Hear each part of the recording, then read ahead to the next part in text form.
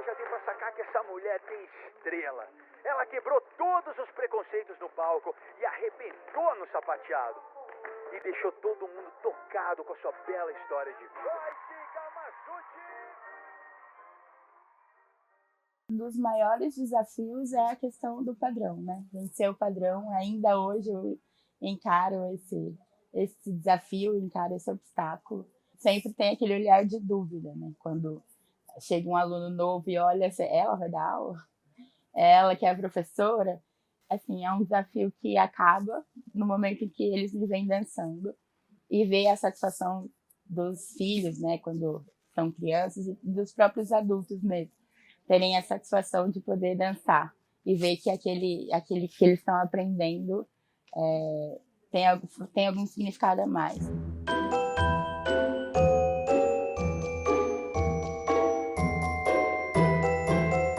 Eu comecei aos 8, né?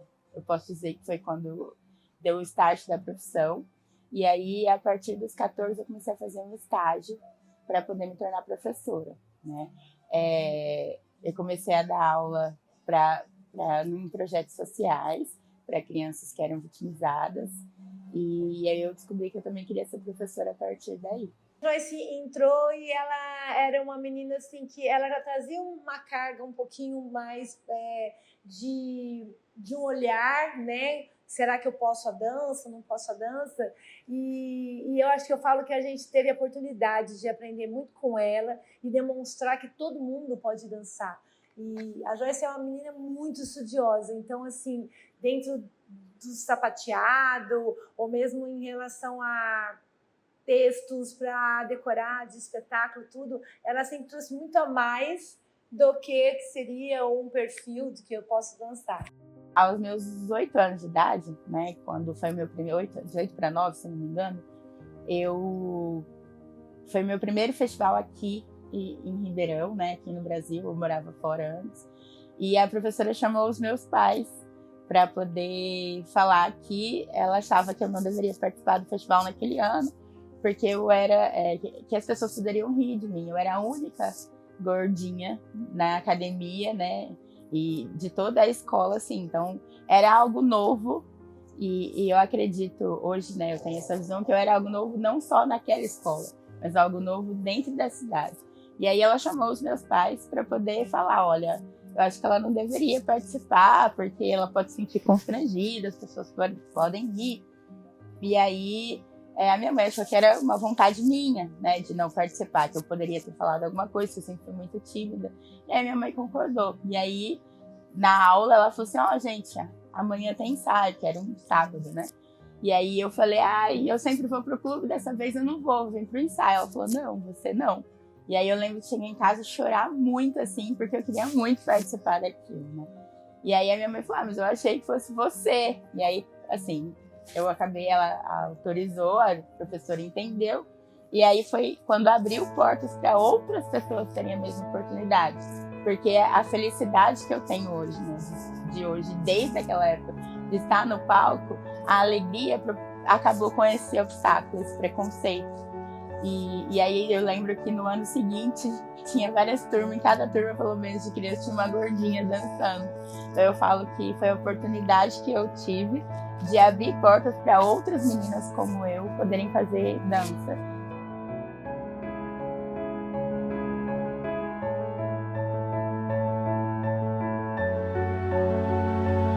Um dos grandes desafios da minha vida, e que foi um desafio positivo, né, de ver a luta, foi quando nós fomos, a minha companhia, né, foi participar de Barcelona e ver a luta, o caminho no festival. Foi um festival em Barcelona e o caminho para a gente chegar até ali, né? Então, assim, era um grupo que não tinha condições financeiras favoráveis, então nós tínhamos que trabalhar muito, vender pizza, veio fazer rifa, os pais com ações na rua para poder ajudar. Pelo incrível que pareça, em Barcelona, eu fiquei no quarto dela. Então, assim, a gente era ficou eu, Elisa e a tia Joyce.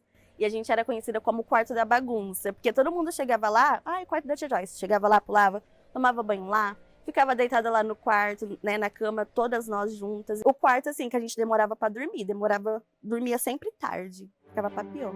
A dança é um desafio constante. E pra gente chegar lá foi um desafio muito grande, que precisou de um trabalho muito grande de equipe. É um momento da vida que marcou muito, sabe? Porque a gente chegou lá, assim, ver o olhar das pessoas, das meninas que foram brilhando diante de bailarinos do mundo inteiro que estavam daquele exemplo que eu dizia, enquanto nós estamos aqui ensaiando 1h30, eles estão ensaiando 3 horas e eles vão competir com a gente. Então chegar lá e ver pessoas que são valorizadas no país deles, ver que tem um investimento, né, do governo, das escolas, para poder ter isso, mostrou tudo aquilo que eu falava.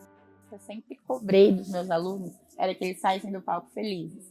Então, que a gente tivesse que fazer tudo o que fosse possível nos ensaios, antes, errar antes, fazer tudo o que precisasse antes de entrar no palco. E no palco a gente tinha que ser feliz. Ela sempre falou, né? Errou, finge que tá tudo certo, faz carão, ser cara de pau, agora sempre né? Ela sempre incentivou isso a gente. Não precisa ter medo que no final dá tudo certo. Então que a gente continua desse mesmo jeito, né? Eu falava, o que a gente vai ganhar com isso, né? Os prêmios, os troféus, não é importante. O que eu quero é que a gente fique marcado pro resto da vida na cabeça da pessoa que assistir. Que as pessoas assistam e elas se emocionem de alguma forma. Ou elas chorem, ou elas saiam felizes, ou elas deem risada, enfim. A Joyce, ela tem uma leveza no pé que é inacreditável. E ela sapateia, assim, porque o sapato sapateado, ele faz o som com os pés, né? A música deles são eles. E aí tem um professor que ele é fora do Brasil, ele é dos Estados Unidos, o Steven Harpert, que assim, ele estava no júri, e aí assim, a hora que ele acabou, ele veio chamando a gente, e aí eu vim e falei, pronto, né? Você errou, a coreografia foi ruim, alguma coisa assim. Aí ele assim, que menina é aquela, né? E aí assim, aquela menina era a Joyce. O Clube da Rosinha, ele foi criado na pandemia. Foi quando eu dava aula para muitas crianças e a gente passou a ter aulas online, e aí era muito complicado segurar crianças de 3, 4 anos, 5 anos, né, na telinha do computador. Então foi quando eu entendi que eu precisava criar algo diferente para que elas não ficassem sem aula, para que elas tivessem outros tipos de informação que talvez eu pudesse dar na sala de aula, mas que não era possível naquele momento. E aí o Clube da Rosinha, ele foi uma realização minha, lá atrás, aliás, quando eu assistia o programa da Xuxa, assistia o programa da Angélica Xuxa, principalmente, que eu era muito fã, que eu me via ali sendo apresentadora. Então foi essa realização. A Rosinha, ela tem um lugar especial ali no meu coração, porque ela trouxe para mim essa outra possibilidade, que era de apresentar coisas para crianças, né? Hoje a gente faz o Clube da Rosinha, não faz mais no YouTube, mas a gente faz o Clube da Rosinha em escolas, Dia da Criança, leva essa mesma emoção, as mesmas músicas que o Clube da Rosinha é muito musical, tem muita informação para a criança, né? Coisas do mundinho, do universo da criança. Então a gente leva isso para as escolas hoje, mas foi um momento muito especial da pandemia que me resgatou de um lugar bem triste que eu vou fazer agora, que eu não posso dar aula para as crianças.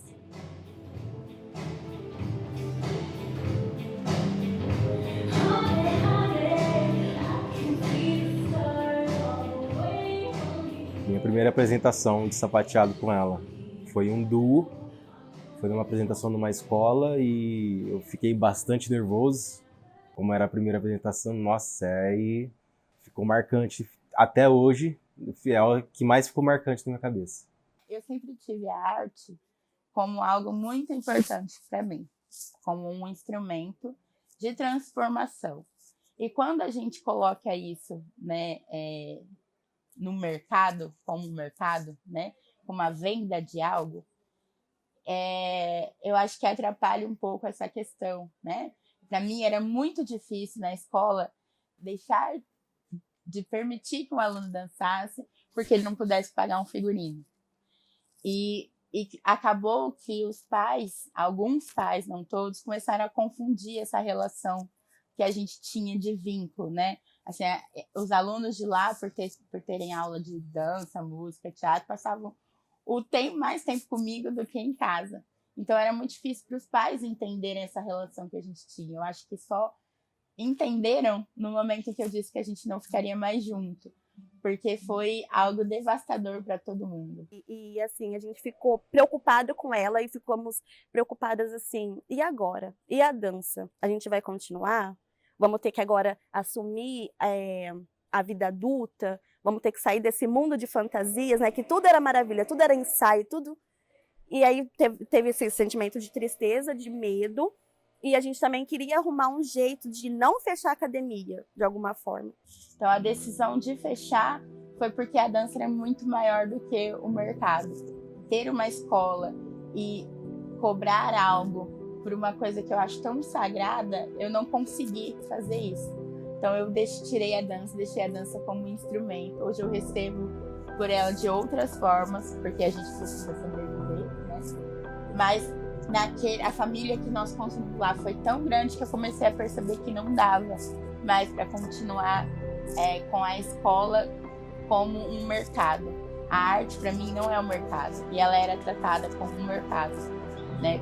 Por alguns pais que chegaram depois, não entenderam o tamanho que era aquilo em termos de emoção, em termos de transformação de cada serzinho que entrava ali, né, de crianças que chegaram mudas e saíram mulheres, falantes, profissionais maravilhosos.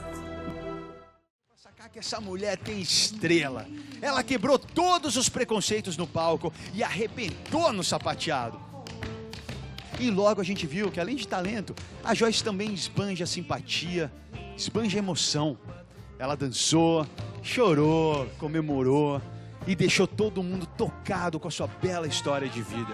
Você é um grande exemplo, Joyce, um grande exemplo, parabéns. Foi a partir desse quadro que eu entendi que a dança era maior para mim do que o que eu fazia, né? Eu tinha escola, foi em 2015 que eu ganhei o quadro, e aí depois eu voltei em 2016 para o programa, que eles fizeram uma homenagem, e entendi que o que eu fazia era muito maior do que eu achava que eu estava fazendo. Então, assim, que a dança era muito maior. E foi assim, a virada de eu cheguei onde eu queria chegar, e eu acho que a partir daqui eu posso me sentir realizada. Então, foi a grande virada. A partir daí eu entendi que a escola precisava ter um outro formato, que eu precisava fechar, que o que eu fazia era diferente. Então, foi assim, a grande virada de chave, aonde eu acho que eu sempre almejei chegar, que era na TV, ter o meu trabalho reconhecido por um outro ângulo, ouvir das pessoas o que significava eu estar ali, né? E era um quadro, na verdade, que nem tinha tanta importância assim, era um quadro que eles meio que satirizavam aquilo, reconheciam, mas satirizavam, tinha uma brincadeira, e eu me lembro do pessoal, né, dos bastidores da produção falando que esse quadro, dessa vez, foi especial, porque a gente aprendeu muito mais. Eu sou a dança e a dança sou eu. A dança me transformou. Eu sou a pessoa que eu sou hoje, com todos os meus valores, com todo o meu conhecimento, com o corpo. Talvez se eu não dançasse, com o peso que eu tenho, com o tamanho que eu tenho, talvez eu não estivesse andando, não tivesse a saúde que eu tenho. Então, tudo que eu sou, eu devo à dança. Eu só sou gratidão pela dança.